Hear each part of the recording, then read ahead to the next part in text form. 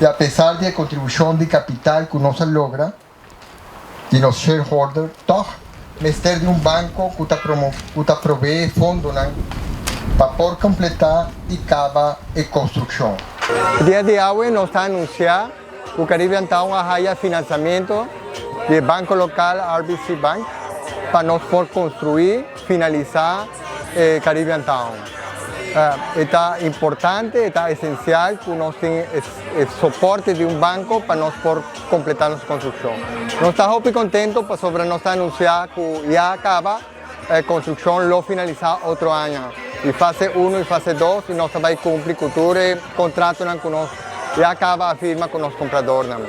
La intención de que nos tiene también para ofrecer el resto de gente que no compra, que está conociendo Caribbean Town para venir visitarnos, haya más información, para así convencer al mes de beneficio que Caribbean Town por donar. Nos afirma que el broker en la luna de noviembre a diciembre.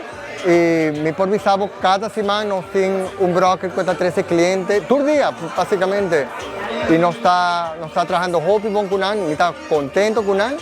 Y me espera que él por seguir creciendo clientes cerca de Caribbean Town. Porque Caribbean Town está consistido de dos fases. En total nos tiene 328 viviendas. De viviendas nos tiene de tipo estudio, nos tiene de un camper, dos camper y tres campers. Que nos tiene para diferentes tipos de gente. Tour units tienen terraza, de tal manera un caso, tiene tu porche, tiene su terraza. Tour units también con su área de laundry, parte de cocina, comedor, tiene espacio recreativo también, que espacio deportivo. Es una comunidad completa. La ventaja que nos también tiene un strip mall chiquito delante, para la comunidad de gente por hacer su compra en el día.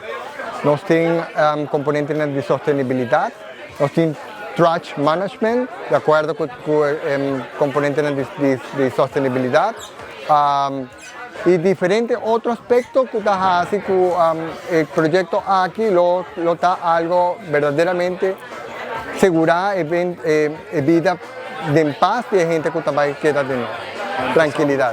El sábado aquí nos tiene un open house, el evento está comenzando 9 de mañana, esta acaba 1 hora, primer día, nos lo está presente aquí, los vendedores y brokers, recibiendo clientes o personas que quieren saber más de Caribbean Town, interesados.